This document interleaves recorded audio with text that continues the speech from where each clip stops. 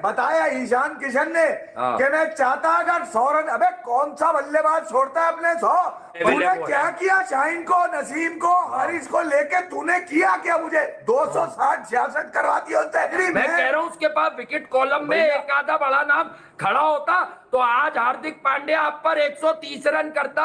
वो मजबूर था, लाचार था। जो बचा रहे थे तो वो तो ठीक है, इंडिया आउट होके चला गया वहां पर, क्योंकि उनकी इंटेंट, उनके रन्स तो होगा हो।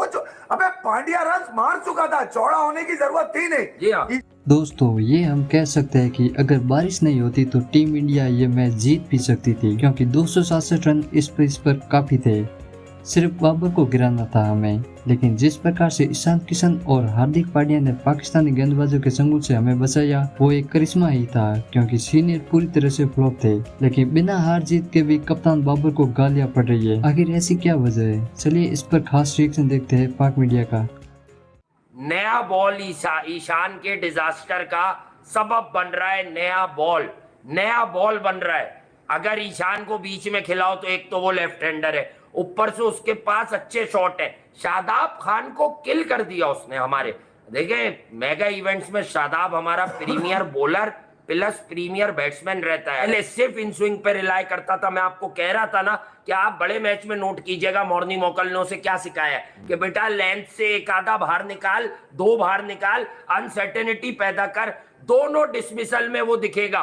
विराट का डिसमिसल अनलकी है, but Virat was caught in 2 minds कि whether to dab it. Last movement पे उसको लगा कि बॉल लो आ रहा है तो वो सीधा करने लगा बल्ला, एंगल बैठता, दैट्स व्हाई इनसाइड एज हुआ।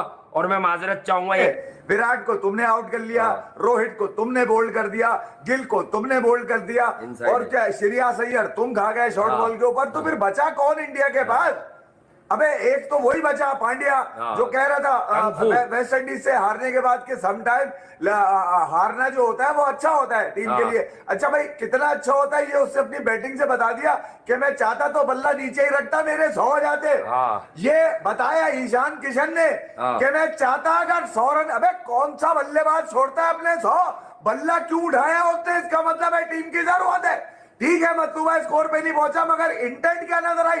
4 आउट होने के बाद 5 के एवरेज को लेकर कंटिन्यू चले, वो कंटिन्यू चले। 37.1 बॉल 150 डॉट है जिसके अंदर 150 यानी के 20 ओवर डॉट थे इंडिया ने जी। 25 ओवर पूरे डॉट है, आधे ओवर में ये रन बने ना, ये बोलते हैं सीधा सीधा। मैं तो पूरे बता ही नहीं रहा ना, मैं आपको वो बता रहा हूँ जहाँ पे आउट होके चला गया। एनालिसिस कर रहे हैं, बट ईशान आउट इंजरी से हुआ है, वो उसको क्रैम्प पड़े। इसकी कप्तानी किधर है मेरे घंटे की? ये बताओ। मैं कप्तानी का पूछ रहा हूँ यार। हाँ बैटिंग में उसकी जो भी लेवल है। क्या किया शाहीन को, नसीम को, हारिस को लेके तूने किया क्या? मुझे 260-66 करवा दिए होते, जहाँ पे तूने 15 में 4 इंडिया की दीवार, इंडिया की सारी ताकत तू खा गया अपने फास्ट बॉलर से।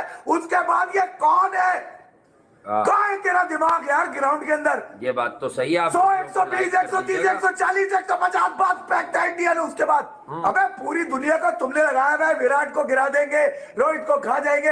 अबे घंटा खा जाओगे, तुम्हें फिर सुझा दिया। और दोनों लड़कों ने, हार्दिक पांड्या, ईशान किशन ने एक मरतबा फिर प्रूव किया, रन नहीं चाहिए, सेंचुरी नहीं चाहिए। ये तो वो विकेट है कि बल्ला ना उठाओ तो कुलदीप भी खड़ा रहेगा। इसलिए उसने प्रेफर किया कि नेचुरल अपना खेला ही नहीं, नेचुरल तो खेला ही नहीं। हार्दिक पांड्या नेचुरल गेम नहीं खेल सका क्योंकि हार्दिक को पता था कि ऑफिशियल लास्ट बैटिंग पेयर है, उसके बाद जडेजा ने आना है। और जडेजा का उन्हें पता है कि वो भले फर्स्ट क्लास में 3 ट्रिपल सेंचुरियां कर चुका हो, मुझे मालूम है उसकी कारकर्दगी, बट मैं क्या कहता हूँ टीम इंडिया में लोग उससे 40, 50, 60 रन एसोसिएट करते हैं। उसका रोल ये है।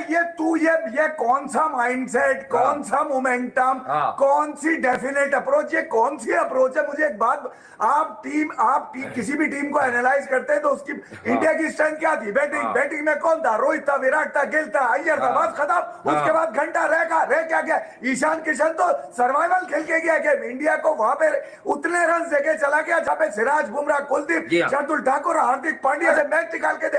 ये मैच बाबर आजम ने निकालने कैसे दिया हार्दिक पांड्या और ईशान किशन को, मुझे समझ में नहीं आ रहा कहां लेके मर गया था वो पेसर सारे अपने। अबे करवा लेता मैच फीस का जुर्माना दे देगा, कोई बात नहीं, लेट हो जाता। कर रहे हो तुम्हें ओवर में बच्चों की तरह 3 चौके मार के चला गया। मैं कह रहा हूं उसके पास विकेट कॉलम में एक आधा बड़ा नाम खड़ा होता तो आज हार्दिक पांड्या आप पर 130 रन करता। वो मजबूर था, लाचार था। अबे भैया तुम पे रन वो मार के गए जिनका तुमने वर्कआउट ही नहीं किया था। तुम समझ रहे थे बताशे हैं, तुम समझ रहे थे कि यार हल्के हैं हमारे बॉलर, बड़े तेज हैं, हम ये निकाल लेंगे। बॉलर्स के ओवर भी तुम अपने घर लेके जाओगे क्या? आप जो बचा रहे थे तुम, वो तो ठीक है, इंडिया आउट होके चला गया वहां पर, क्योंकि उनकी इंटेंट, उनके रन तो अबे पांड्या रन मार चुका था, चौड़ा होने की जरूरत थी नहीं। ईशान किशन से बजा दी थी तुम्हारी प्लानिंग की सारी, तुम्हें समझ में नहीं आ रहा था, काम मुंह दे के घुस जाओ। वो तो शुगर है कि इज्जत रख ली कि 300 प्लस ही करके गए वो रन यहाँ पर।